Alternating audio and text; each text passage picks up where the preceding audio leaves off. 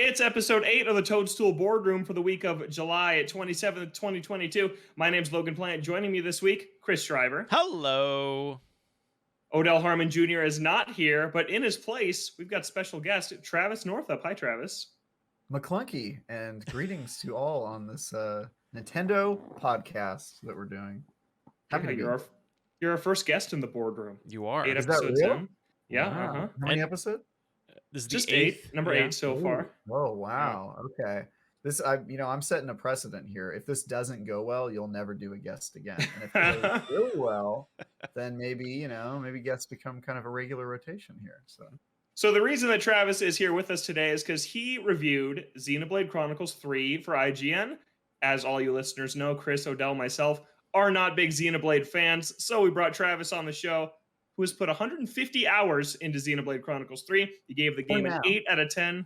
Yeah. Sorry, what was that? More now. Yeah. More now. Yeah. So let's get into it. Your general impressions of the game before Chris and I have some questions for you, but just the overview. What'd you think of Xenoblade Chronicles 3? Yeah, it is a massive JRPG. It requires a lot of your time to get through, especially if, like me, you have a very hard time not doing a completionist playthrough when there are significant unlockables locked behind you doing everything. But it is super worth your time. It is very, very unique in terms of the world that it's built and the story that it tells. It does follow a lot of anime tropes. So if you're not into JRPGs and the stuff that usually entails, super over the top acting and writing that sort of repeats some of the same stuff over and over again, has a lot of like chatter, that sort of stuff. Then maybe you might not like certain parts of that, but it's this massive, grandiose adventure that immerses you and makes you spend all this time with these characters that you start to kind of consider family after a while. It just feels like, it's one of those games where afterward you're like, wow, that was a trip. That was a huge journey. I feel like I know those characters so well and that world so well. So if you're into massive role-playing games, specifically JRPGs, then it gets a pretty sound recommendation, though it does, it's an acquired taste if you're not into certain things that JRPGs do. I like JRPGs generally speaking, but I also get a little annoyed by some of their tropes, that they push in there, and some of the outdated game design that a lot of fans of the genre will say is an acceptable part of the genre, and I say no, it's not. You can still like the genre and also not like the kind of things that they sometimes do that aren't that fun.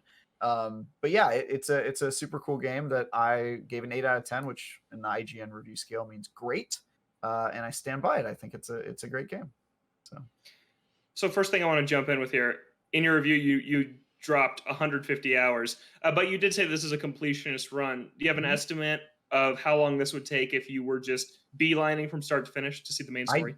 I really don't, because some of that would require you to I'm sure you have to do a certain amount of grinding. You couldn't just make a beeline for the main story unless maybe you were playing on easy. Then maybe you could. I did see one review that said they got through it in 50 hours, and I gotta believe that was on easy, because I can't imagine running straight through the game and not doing any like leveling or any stuff like that. My guess would be maybe like 80 to 100 hours if you were just, trying to get through a lot of the stuff as possible. But the reason I ended up doing more or less a completionist playthrough is because so much of the side content is extremely substantial. You unlock party members through side quests. You gain access to new mechanics that you cannot gain access to otherwise through side quests. And all of the important side quests are clearly labeled like with a special symbol that are like, do this one. They're called heroic quests, right? And those ones have, sometimes they take one day I was just like, okay, I'm just going to wrap up a couple side quests. And I ended up spending the entire day doing 2 side quests because they were so substantial. They had like multiple 15-minute cutscenes in each of them, like stuff like that, where you're just like, oh my God, like at what point is this no longer a side quest? And it's just, like a full part of the game. So in certain ways, a lot of the content feels like almost mandatory. And so the reason I decided to do it is because I felt like if I didn't do it, I wouldn't have really been completing the game, which to me is really important in my reviews. I want to feel like I experienced it all.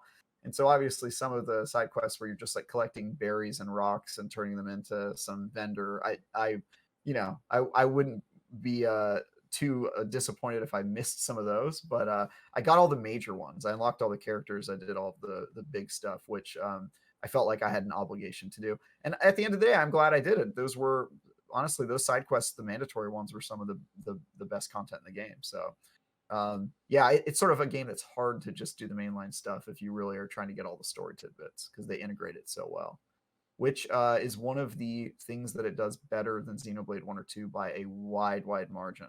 Xenoblade 1 especially has a ton of fetch quests and just like really boring kind of asinine quests that you have to do as side content. And this, I think with Xenoblade 3, they really took feedback from the fans and fleshed out those side quests and actually made them substantial, which is super cool. Yeah, I mean, I guess does it seem like in your review you mentioned some of it was a little bit repetitive at points, but would you say it's like, okay, this is the same type of mission that you're doing in a side quest, you basically know what you're getting yourself into whenever you go into one, or like how do they kind of structure that? Basically, if it's not marked with this is an important side quest marker, you can kind of understand that maybe it's probably not going to be that important. But usually most of those, you're meeting new characters or it's telling like a very small self-contained story. The repetitiveness that I mentioned in my review was more around certain snippets of the actual game. Like it'll have 3 cutscenes in a row where the only thing that's happening in between the cutscenes is you're walking like 15 feet, It's wow. Okay. And then a second cutscene happens, and then the second cutscene, they talk about the same stuff they talked about in the first cutscene, and then you walk like another 30 feet, and then there's another cutscene, and then they talk about the same stuff again, and you're just like, dude, this is really getting to me. And then they also do that thing where you'll like fight a boss and you beat him, and then it'll be a cutscene of you losing, and then you trade quibbles with this person, and you talk to them for a while, and then it makes you fight them again, and then after that you beat them a second time, then it'll do another cutscene where you talk to them again, and you're just like, oh my god, dude, like get to the point with this. Like I get it. Yeah.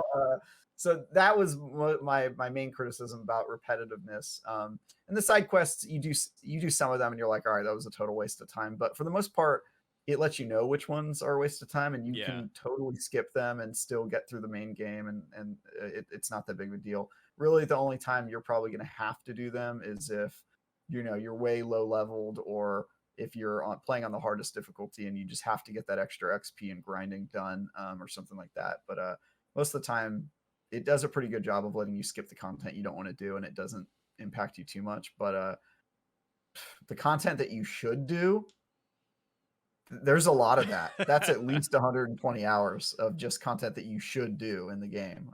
So yeah, that's pretty impressive. Yeah. So huge. I want to, especially for the Switch. Yeah. We really don't. So let's talk about that for a second, because another big part of your review is that what holds Xenoblade Chronicles 3 back is the Switch in part, and some performance issues, and that this maybe is pushing it to its limit. Here we are 5.5 years into this machine, and you felt that with this game specifically, it was starting to show its age.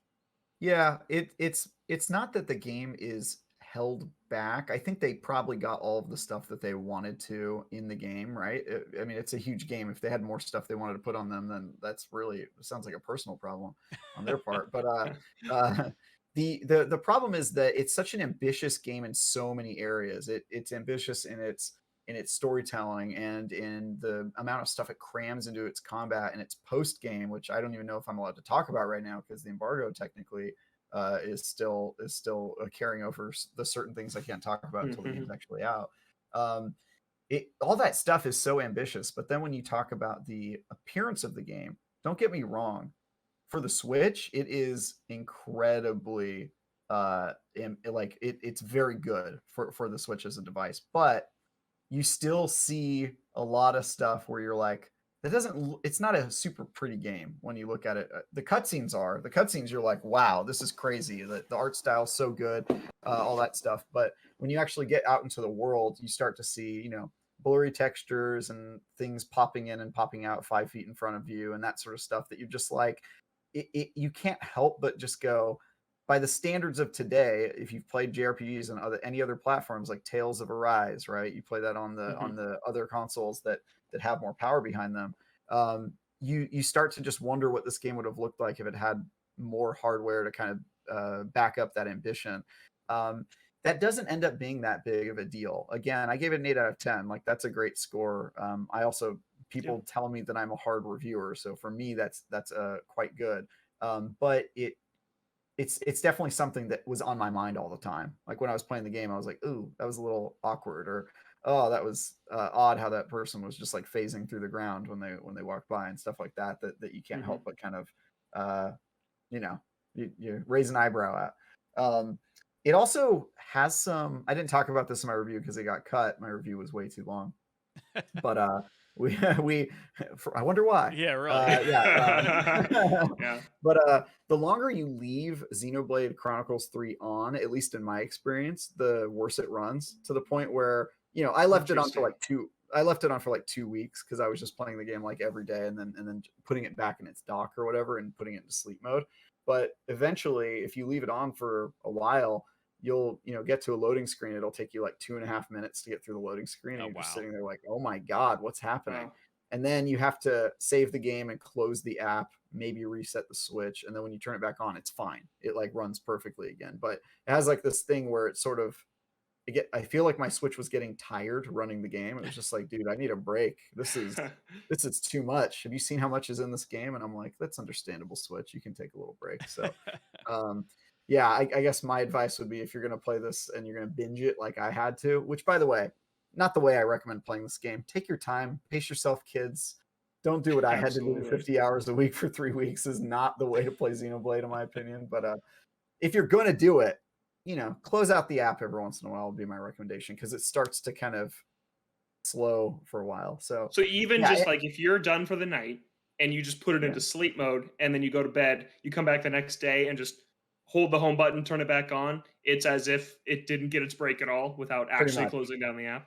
That is fascinating. I've never heard that with any game before. It kind of makes sense, though. I mean, just the scale of it. Like, I mean, we didn't really see it with Breath of the Wild, which is kind of surprising. But I mean, it's probably like shader caching, something like locked in memory. I don't claim to be a technical wizard when it comes to stuff. All I know is that it wouldn't be one night, but if I did it for like 3 or 4 nights, then all of a sudden I would start to see it. And keep in mind, I was playing this game a lot for a really long period of time, and I never turned off my Switch unless this happened, and then I felt like I had to. But I've been playing games for long enough that usually when something happens, I chalk it up to, maybe I should turn it off and turn it on again and see if that fixes it. And in Xenoblade's case, it absolutely fixed it. Like, as soon as you boot the game back up, you're like, oh, okay, that was it. Just needed to refresh for some reason.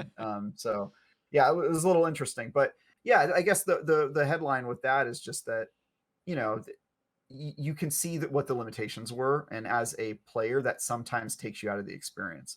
I'm not somebody who really cares what a game looks like. I don't obsess over its frames or anything like that. I just want it to be a fun game. I want it to make me feel like my time was well spent. But I would be very surprised if if somebody could play the entire game and not feel like there were kind of roadblocks in the performance area when it comes to the Switch, just because it's such a huge game.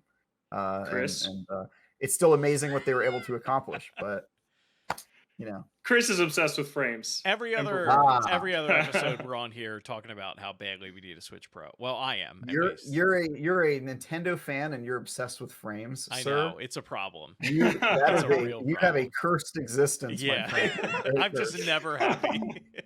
Yeah. You chose the wrong platform, my friend. Yeah. That's all I gotta say. I don't back care. and ask you about the story real quick. Go ahead, please. If we can talk about that. So you say that you really like the characters, and you said that it feels like a family by the end of the journey. And then you also say that there are some tropey things and some kind of generic things that you didn't quite like as much. So how does the game balance that, and what did you think of the story overall? Yeah, so I'll start with the story overall, which is that, obviously I can't go into spoilers. And by the way, Mhm. if you do read my review or you watch my video, I went through lengths you would not believe to make sure my review was spoiler free. So feel free to watch Mhm. it. And the way I did that is by intentionally stopping from recording after I got into the second chapter. I just turned off the recording and Oh wow. did not record. And then I went back to go do pickups, stuff that I had to go record to talk about certain mechanics in the game that are later. But I went through so much to like scrub every inch of the footage and make sure there was nothing in there that was even kind of spoilery. So anyway, I'm not going to get That's into great. spoilers, but the story is fantastic. It is a very dark universe, and everything about it is so other, right? From the second you enter the world, you're like, what is this? Like, this is so not like our existence on Earth that it kind of starts to set up a puzzle that you become obsessed with solving. You're just like, why is this happening? Because the characters in it, they only live 10 years, and they spend all that time killing each other to absorb one another's life force, and the life force is what keeps them alive. It's like one of their resources that they need to survive. And they're tube born. They're like grown in a vat, and they come out like at almost fighting age, and they train for a little bit, and then they go off to go fight in wars. And everything about the world, from the setting and the people in it and all that stuff, you're just like, this is so weird. Like, who came up with this? Like, what kind of crazy fever dream did they have that made them come up with this idea for a world? And so it's really cool. And the story that unfolds is really you slowly solving that puzzle of what's happened and figuring out how the world got this way and all that stuff. And it's just really cool. It's a fantastic game. Um, the characters grow on you because you spend so much time with them, but they are very Mhm. tropey. There's the guy with glasses who is the smart bookworm who always is about strategy and planning things out, and you're like, okay, I get it, dude. Yeah, you're that anime character, got it. And that sort of stuff. So they're all very much like that. There's also like, the meathead with the giant sword who just Mhm. wants to rush into battle, and you're like, all right, calm down, buddy. Yeah. So, they do a lot of that tropey stuff, but they spend a lot of time developing the characters and fleshing out their backstories. They have entire side quests dedicated to each of the characters that flesh out more of their backstory, and you meet people that each of them knew when they were kids and visit places that were important to them. And so just after a while, even though they are tropes and that can be annoying, it certainly is to me when I see a character and I'm just like, okay, I've seen you 100 times. I know everything about your character just based on 5 seconds of interaction. Mhm. um, but they don't keep them two-dimensional the entire game, and they build it up. And I think fans, especially if you're more forgiving than me for JRPG or anime tropes, you're really going to enjoy it. And even with my limited tolerance for that stuff, I ended up enjoying it by the end. So yeah, it's got a little bit of good, a little bit of bad. My main problem with the story is pacing, which, as we talked about, like the amount of cutscenes retreading the same stuff. I feel like they used my time pretty effectively when I was on missions, when I was doing side quests and doing story stuff. But when it comes to storytelling, they don't use your time super effectively. They spend a lot of time just kind of like uh uh what, Like what is it called, retreading waxing. or Yeah, waxing yeah. philosophical. Yeah, waxing philosophical and just kind of like going, what if friendship was the key? Of like 5 times, and you're like, all right, okay, I get it, dude. Uh-huh. I get it, man. You talked about that at the last cutscene. So they do a lot of that.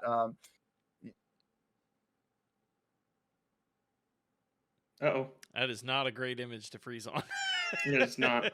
Hopefully, it comes back here in a second. Yeah, It is not great. Did I freeze? you did just a sec. You did. Oh There you man. go. Oh, you're Now you're back. Was there. I Now going you're like there. this? You were like, Yeah. yeah, your It eyes wasn't the half best open. freeze. Yeah. Yeah. Yeah. Yeah, they make you fight the same bosses literally over and over again. And so it's got some stuff that just steamed my broccoli, I let's mean, I say. got it. Like with that, Okay. like Yeah. how much of it feels like padding? Like a big thing that I always talk about on this show and on my other show is games that don't respect your time and like how frustrating that can be. Um, Oh, yeah. like there's a lot of that in this, Yeah. or Yeah, for that's sure, for yeah, sure. that's super Yeah, frustrating. like look, if you don't like that sort of stuff, you're not gonna like this game more than Okay, likely. You're gonna have trouble with it. I think it respects your time when you're playing it. It's Yeah. when you're watching it that it really starts to just sort of, and I think they know who they're playing to. They're playing to people who like anime and who are way more forgiving of that than I am. But I wrote the review. It's my opinion, and my opinion is that hurry it up. Let's come on. Let's Keep it keep things moving. moving here. Yeah. Yeah, and so if you have a low tolerance for that, you're really going to be bothered by this game because they really take their time and there's positives and negatives to that. The positive side is that because you spend so much time with it, it makes you feel like you're part of something that is deeper and it's like watching a show versus watching a movie. Nowadays you watch a movie and it can feel pretty shallow because you just spent 2 hours with all the characters and they spend so much time. They have so little time to just set up the character and then tell the story and then end it. It's got to all happen in 2 hours. And in a TV show, you can, take your time and really develop the characters. And some people really like that. And so if you're the type of person that doesn't really care about how long it takes, you just kind of want this epic odyssey that's going to make you feel like you were a part of something special. It does that very well. But yeah, using your time effectively. I would say when it comes to padding, that's really hard to measure. I would say every cutscene is 5 times longer than it needed to be. Oh, At a God. minimum. Yeah. Yeah. Like sometimes you're sitting there for like 30 minutes and you're like, dude, I have not touched the controller in a long time. Wow. It's still going on. And that is super weird. But the opening, oh my God, the opening is so good. And the opening has like a 30-minute cutscene in it, I think, something like that. I'm guesstimating here. I did not know how long these things were.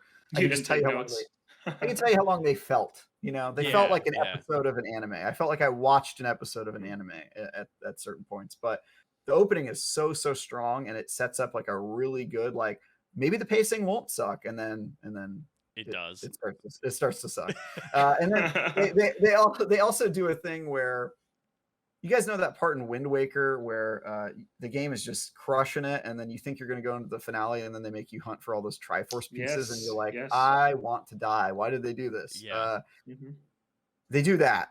They do that. Like there's a scene before the finale where they're like, all right, you're about to go do something crazy. Say, before we do that, can you go all around the world and collect pieces of metal that are hidden around? And you're like, what was that? What did you say to me? And then, it's literally the same, literally a Triforce. It's very similar. I was like, did these guys just play Wind Waker? Like, yeah, it's very similar. Did you play Chronicles X on Wii U? I did. Yeah, I did. Because that, I feel like that's the Xenoblade I have the most experience with, and I feel like that even does a thing when you're about to get the Skell, and then there's like an 8-hour fetch quest before it actually lets you romp around in the cool mechs. So this is not that bad. Similar. With this one, you can fast travel around, and if you really wanted, you could just make a beeline to them. But it did get to a point where I was just like, all right, dude, I'm at 120 hours. Like, come on, the clock's running out on this. And it has another part where like you go undercover and you have to go and perform 3 days of like chores. Like every day you wake up and then somebody assigns you a chore and goes, go do a chore. And then I'm you're making like, all that right. face, but like Persona, it's like part of the gameplay experience, right? Of like you having a job and working at a coffee shop.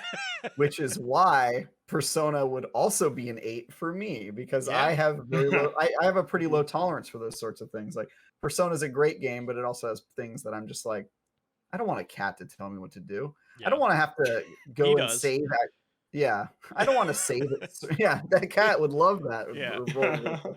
I don't want to have to do static save points. We have the technology to not do that anymore. I don't want to have to guess what somebody's weakness is in combat, and if I don't guess it right, then I just get stun locked and killed and have to restart at the last save point. So there's stuff like that in JRPGs where I'm just like, I have very little tolerance for it, but I still consider myself a JRPG fan.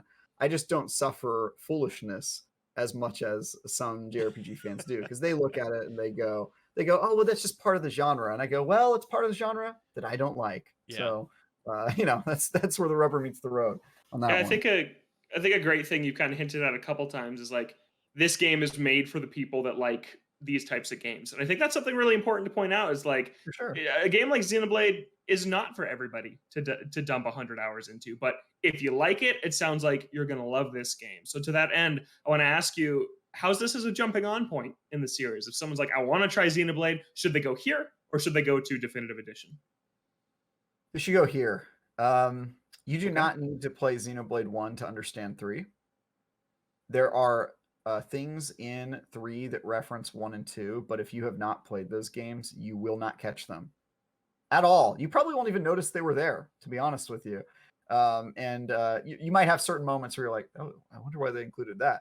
But it is a completely self-contained story unless you know. And if you know, and you benefit greatly and you have a lot of Easter eggs and stuff like that will kind of make you go, uh-huh. But if you haven't, you'll still have a very enjoyable story. And the reason I say start here versus play 1 is because you can always play 1 if you fall in love with the series. And I feel like in retrospect, it'll give you a added appreciation for 3. You'll be like, oh, now I get it, right? But you're going to have a much harder time playing Xenoblade Chronicles Definitive Edition in 2022 because that game has some problems.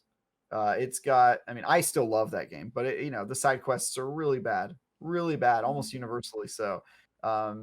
It's got issues. And so I would just say it's probably more palatable to start here. And then if you fall in love, then by all means, go back and play 1 and 2. I still think both of those games are great. But I just don't recommend starting with it especially if you're the type to not really like JRPGs. This is their most palatable to a mass audience game yet from the studio. So, play this one, especially if you don't like JRPGs normally, but you want to give this a chance. I say go for it. I love JRPGs, but I don't love a lot of them. A lot of them really bug me. And so a recommendation from me to play Xenoblade Chronicles 3, even if you're not a fan of the genre, I think is pretty significant because normally I would just be like, don't bother. Don't bother. Tales of Arise, great game. Don't like our JRPGs?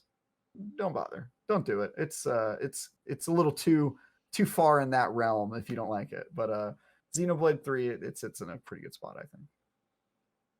All right, great. Well, we want to move on, but real quick, we do have some listener questions. We put out a call on Twitter at ToadstoolBR for questions for Travis about Xenoblade. And we got 3 questions real quick here we'll go through. From James Clark of Game Guys Advance asks, in Xenoblade Definitive Edition, you can follow a dotted line to quest objectives. Great. In 2, you follow a compass that is just the worst. Think Skyrim quest tracker, but broken. What sort of quest tracking / map navigating are we looking at this time? They go back to Xenoblade 1's formula, which is great. You follow a trail. It's not a dotted line necessarily. It's more like a slippery fairy dust, but you follow that, and it is very, very good. They don't make you suffer, wandering around and wondering where the objective is most of the time. There's a few exceptions to that. Like if you're going on an item quest, it won't lead you to the items, but most of the time it leads you straight to the objective, and it's awesome. And then we got Harry asking, with such a massive game length, are there story summaries and or recaps of the game and references? Of the game, well, there's no story recaps of this game yet. I'm sure there will be. A couple days after it comes out, somebody will make a YouTube video about it. I assume he's asking about previous entries in the franchise. No. And I don't think you need them. Yeah. I also don't think that a recap of Xenoblade 1 or 2 is a good idea. I've watched a few of those videos on YouTube just to kind of see, to refresh my memory. Oh, let's go look at it. And honestly, that's the most confusing way to experience the game. I honestly would just say, if you want to know the story, you got to play the game. And if you don't know the story, just play 3 and be okay with not knowing the story behind 1 and 2. Like it's really not that big of a deal. It's not going to affect you unless you want to go back and learn it later. But yeah, there's no recap for you. Sorry, but you also don't need it. And it would be weird if they recapped 1 and 2 because they feel so disconnected from this game. They take place in completely different worlds. Another thing I think he might be asking about here is what about like recap of the story within the game? Like something Dragon Quest XI does that I love is every time you start your file, there's like a quick 3-panel slideshow of like, here's what happened, here's what you're doing now, and here's why you're doing it. Is there anything like that for the story of this game? There's nothing like that. However, there is a in-game theater in the main menu where you can rewatch any cutscene that you've unlocked before, including side quest cutscenes. And that is super helpful. At least it was helpful for me when I was refreshing my memory or capturing something. So you could Okay. do that, but you do have to watch the cutscenes in their entirety. So if you click on that 30-minute cutscene, buckle in, man. You're Wow. 30 minutes. Yeah. All right, and then lastly here, also from Harry, what's your favorite quality of life adjustment? Side quests. Side quests were the biggest part that about Xenoblade 1 and 2 that I really thought needed improving. And Xenoblade 2, to its credit, it did improve it somewhat, but 3 takes it to a whole new level. It actually makes you want to play the side quests, which is not something I could say about Xenoblade 1 or 2. I honestly skipped over most of those side quests, but with this one I was like, but I want to get that new character. I want to unlock that new thing. I'm going to do it. And then when I ended up going and doing it, I didn't regret it because they were super cool stories. And yeah, that honestly makes the game so much better.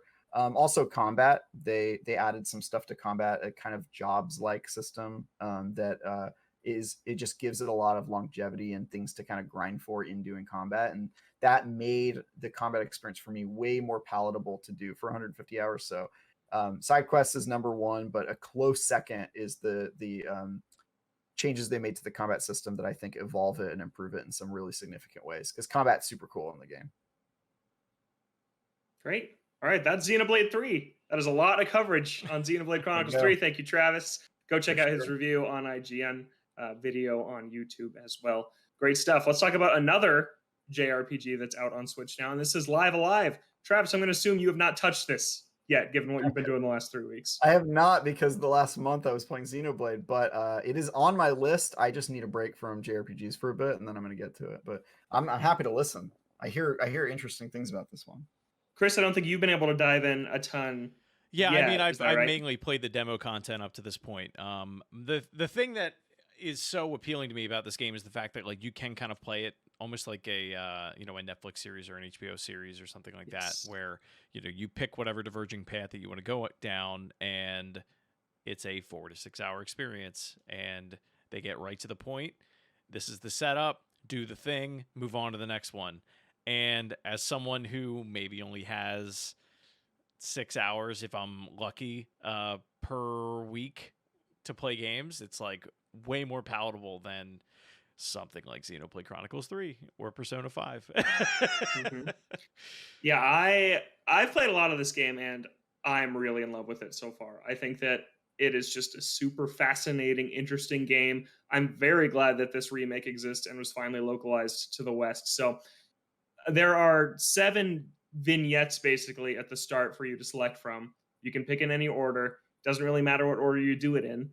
And then once you complete it, you just save your file, a little badge appears, and you're on to the next one that you pick. And I love that setup so much. I was super interested by Octopath Traveler when it came out back in 2018. But then it just turned into this grind session that I was not interested in. And I wanted to see these 8 stories through to completion, but the pacing was all off. Like we were talking in Xenoblade, that's so important for me. Pacing in an RPG is crucial. Here, like you said, Chris, you hop in, you play for a couple hours, in some cases less. I played the Wild West chapter and the present day chapter. They're about 45 minutes each, but they tell their complete story, and they're very interesting, and the gameplay is different in each of them. And then boom, you're off to the next one. And I don't know much about the ending, but I know eventually they will all somehow interconnect and intertwine, and I'm just very interested in it. There's some great writing here. For example, there's the Wild West chapter is the one I'm thinking about the most right now, because it is just so interesting. And there is turn-based gameplay, but there's only one battle. There's like a story battle at the beginning that teaches you how to fight on the grid. And then the entire chapter is you have 8 minutes, 8 real-life minutes to scavenge the entire town to look for materials where you build traps, because this gang is riding into town when the sun comes up to kill all the townsfolk. So like, all right, we got to take out this gang of cowboys that's going to come in and take everyone out. So you run around the buildings, you collect oil and bottles, and you forge them into traps. And then you go back to kind of the hub, which is the saloon, and you pass it out to all the townspeople. And it's kind of a little bit of a puzzle, because there's like these 4 dudes, and it's like, you talk to Chris, and Chris is like, oh, give me any of the difficult traps before Travis. I'm way better at setting up traps than Travis. God, and then you talk to Travis, and Travis is like, I'm way better than Odell. So you're going to want to give me any traps before you give them to Odell. So like everyone's telling you what they're good at, what they're bad at, and you just have to give them these traps that they go set up. And then depending on how well you navigate all this, in the morning when the sun comes up, your 8-minute runs out, the Cowboys ride into town, and if you did poorly at your time management, the final fight has like 10 bad guys. But if you do really well, there's only like 3 or 4. And then you go and do the fight, you win that fight, chapter's over. That's it. That's the entire chapter, and it's 45 minutes, and it's just so fascinating. I've never really seen an RPG like this. I can't believe it's 30 years old. Like, I'm playing this, and I'm like, this is the freshest RPG I've played in years, and it's from the 90s, and I'm just really fascinated by it. I'm thinking about it all the time, and that's just one chapter. There's the boxing chapter, which is like Mega Man meets Punch Out. Like, you're fighting all these bosses, and you pick up moves from the bosses, like they attack you, and then you learn that move, and then that move is super effective against a different boss on the route, and you get to fight them in any order you want. So it's up to you to kind of figure out which boss to fight, to use the moves you learned from previous fights to take them out effectively. And it's just, everyone is completely different, and it's just, it's amazing. And it's a 21-hour RPG. If you don't like RPGs, this is one where I say, this is kind of a must play, even if you don't like JRPGs, because it is just so much different really than anything you've probably played to this point. Yeah, I'm really looking forward to having, more time to really sink into it. I'm in this weird spot with it where, and I don't know why, this is just like how, my collector brain works. Like, I have it still in the packaging, and I'm convinced that like they're never going to reproduce it. Like, it's going to be one of those weird games that it's like there was one physical run and that was it.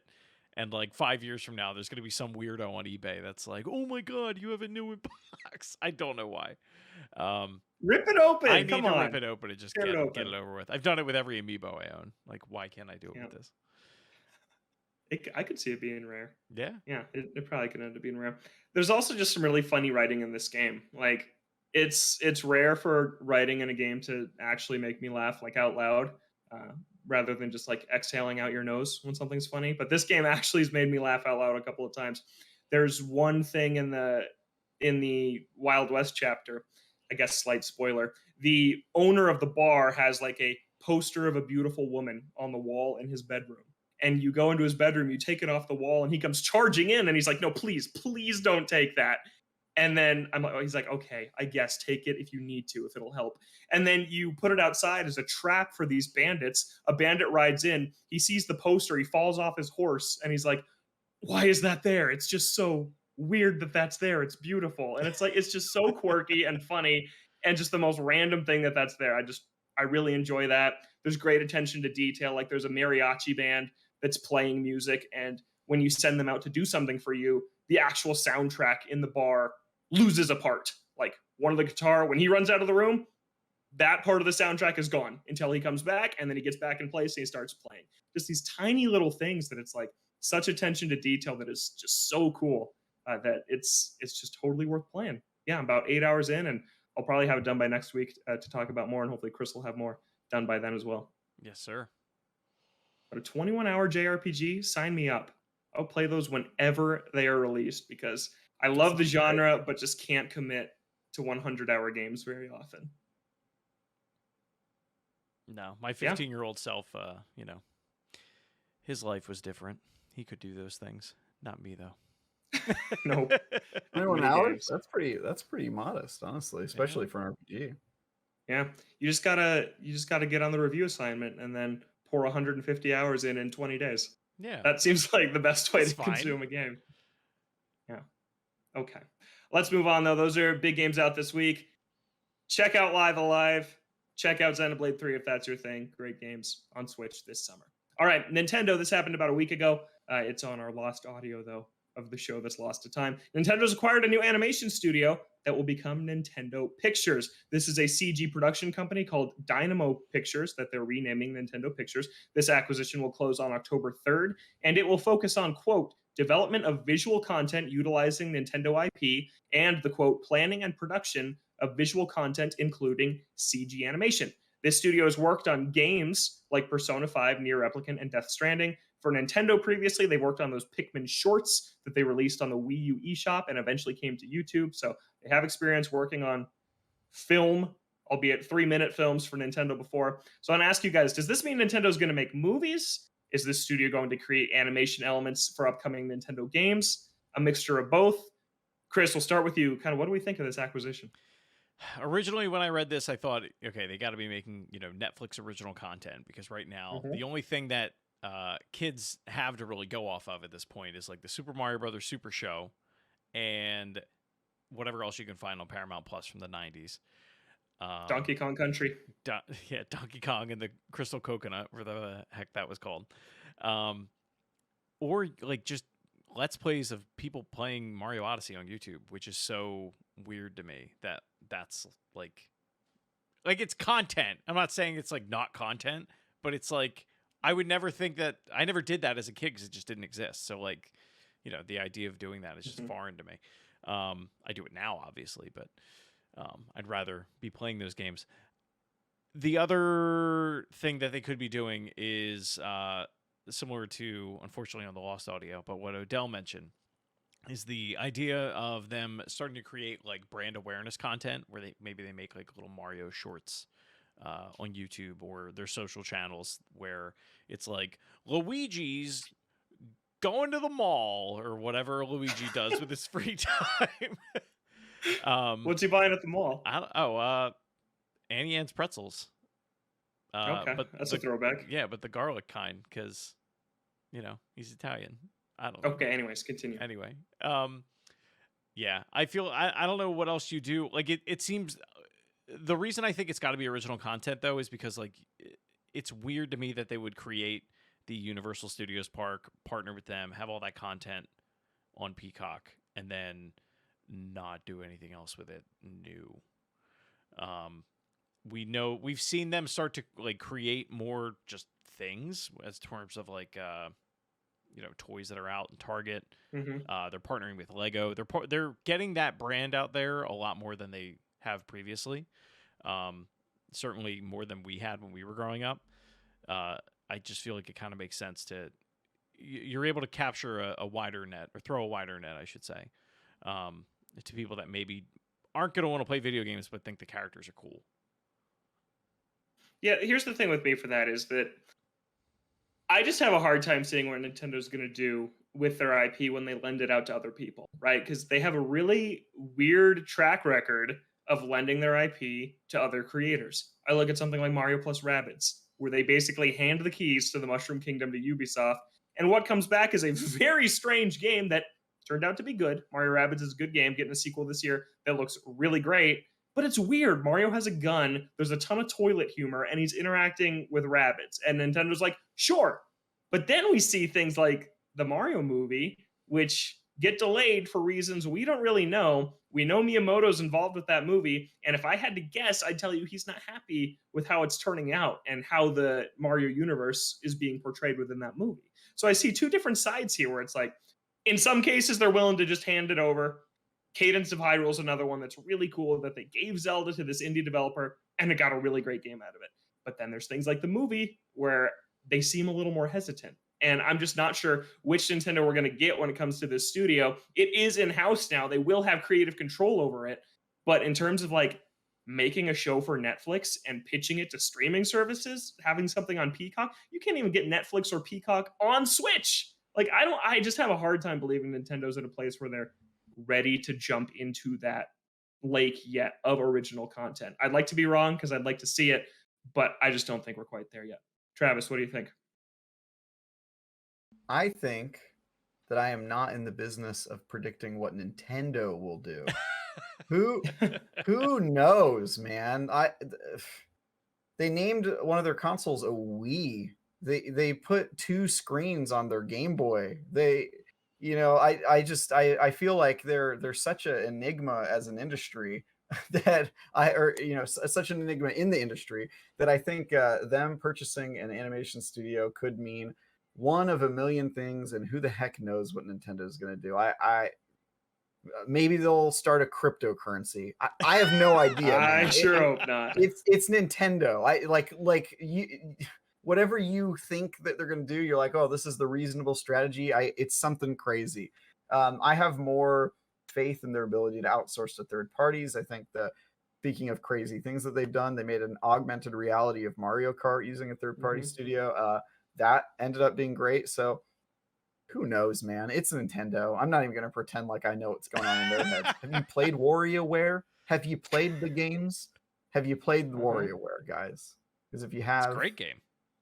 great game, but my God, what these people, who knows what they're gonna do? This is- yeah, I also Yep. love WarioWare. Yeah, so we'll just have to wait and see. I would bet my money on you. Kind of like what Odell was saying Yeah. last week when the audio you're not getting to hear, but like we've seen things with Pokemon where they put content on YouTube to kind of pair with game Bidoof releases. Day videos and Bidoof Day. Something worth mentioning is the Star Fox Zero episode that dropped on YouTube when that game came out on Wii U like 6 years ago. I think something like that could be something really smart for them to do, to kind of just like, kids are on YouTube all the time. I think that's where a lot of their audience lives, more so than on Peacock. I'd like to see the crossover of Nintendo fans and Peacock subscribers. I'm willing to bet that's a pretty small chunk of the Venn diagram. I think Nintendo and YouTube makes a ton of sense. I'd like to see them do it. I'd love to see a Zelda series on Netflix or something like that. I just think we're a few years out from them really taking the risk on that. So I think for now we'll see animated content on YouTube. All right, next topic up. New updates are here for Mario Strikers Battle League and Nintendo Switch Sports. And Travis also reviewed Strikers for IGN. Are you still playing Strikers at all? Yeah, actually, I played it a couple weekends ago, and we had some friends over. So that game to me is like the perfect party game. It's like something to put into your repertoire. Really? Interesting. Yeah, it's great. We've had the really very great. opposite conversation on this Really? show because of how technical this is compared to like previous Strikers games well, or even a Mario Kart. I mean, it's not going to serve the exact same Jackbox party pack people where you're literally playing on your phone, but like my friends are a bunch of nerds, so when they come over to, play tabletop RPGs, after we're done, a couple of them might go, "Oh, let's play Mario." And then we hop on, and 8 controllers, and we're all just sitting in the room screaming at each other at completely unacceptable levels for adults. I've played it a couple times. Obviously, I'm sort of always on to the next review. Like right now, I'm playing something else that's not a game I chose to play, but it's the next one on the list. So I don't always get to go back, but I try to. Like I reviewed Evil Dead as well, and I've gone back a couple times to play that. And I try to stick a foot back in and just see what's going on there. And I like Battle League. My biggest criticism about it is that's just a little light on content and sort of also the exact same thing that they did when they released the other Strikers game. So it's not exactly original, and you can run out of content pretty quick. But the core of what's there is really fun. And if you've got people, I'll give you that. It as a party game, it is pretty technical. You can't exactly just pick it up and be amazing, but my friends picked it up real quick. Although they love tackling. That is such a, that whole thing where they become obsessed with tackling you, and you're like, hey, dude, if you tackle someone and they don't have the ball, you give them an item. Like it's like not a smart move, but they just do it anyway. They just go ham on that tackle button. So very funny. Well, we got some new content for Mario Strikers Battle League that's out now. New characters, Daisy and Shy Guy, are now part of the roster. There's a new Knight gear set, adding points to the strength and shooting attribute. A new stadium, Desert Ruin, that you can pick in quick matches or the club mode. Nintendo also says there are 2 more free updates arriving before the end of 2022 with additional characters, gear, and stadiums. And then over on the Switch Sports side of things, we finally got the leg strap update for soccer, 1-on-1, 4-on-4 soccer. Finally. You can now wear the You've been waiting, Chris. Chris has been waiting every day since April for this, where you can now use the leg strap in 1-on-1, 4-on-4 soccer. And then something we didn't know was coming, new volleyball moves are now here in Nintendo Switch Sports, which I actually like because I felt volleyball is one of the more simple ones. I'm glad they're beefing that up a little bit. But overall, content like this is not enough for me personally to pull me back to either of these games, either Strikers or Sports. What Strikers needs is modes, not 2 new characters. The roster was small, right? It was only 10 characters to begin with, but yeah, I'm glad Daisy's in the game, but her being there is like, I got to pick this up. I picked it up. I played 1 match. I was like, there's still nothing for me to do, even though there's now more characters for me to do it with. There's still nothing for me to do. And so it's just kind of leading me to think that Nintendo really needs to rethink the drip feed content strategy for games like this. Chris, you bounced off Strikers, I know. I'm guessing this didn't get you back either. No, I still haven't booted it back up for the very same reason. Infamously, I rage quit Strikers at the last cup in the last Galaxy Cup because I'm butt clenching. I'm straight up just not good enough, and that's fine. I can live with my failure, and really those are the only modes. And then like we've said before, that multiplayer online component is not what we were all hoping that it was going to be, where you, me, and Odell and one other person would squat up and take people out, and it's just that's not the experience. You can't do it. You can't do it. Literally can't do it. Yeah. There's no reason for me to keep going back at this point. What about Switch Sports? Switch Sports? No, I'll play Wii Sports till the day I die. Yeah, I'm that guy. Wait, did you pick up Switch Sports? Oh yeah, I got it day one. Yeah, I got the leg strap. I now have 2 leg straps because I also have one for Ring Fit Adventure. Yeah, same. Yeah. I got 2 leg straps.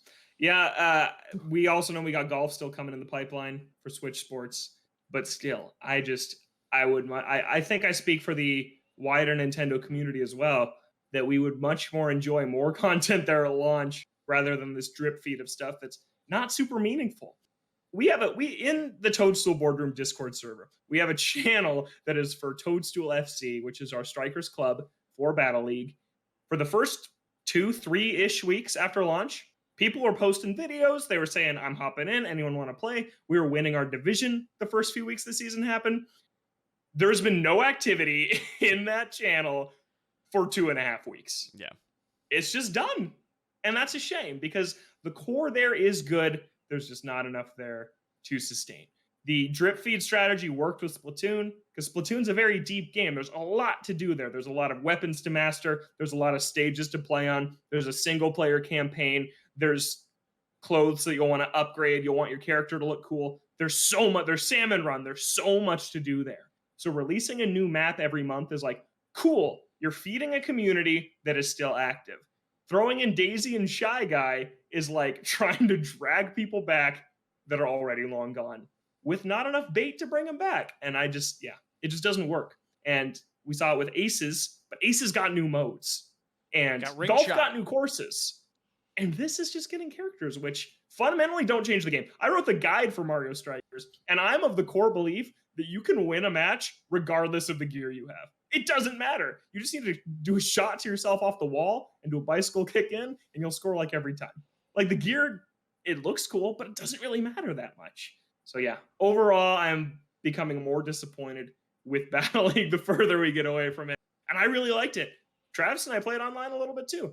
We had a great time, but with how many games that are out now, I just never think about to it with how much there is to play. All right. We were going to talk about Splatoon 3. We're running short on time, though, so we'll have a wider conversation about that game's problems that we're having right now on next week's show. And last thing here, quick PSA. Nintendo's revealed the final dates for the 3DS and Wii U eShop closure.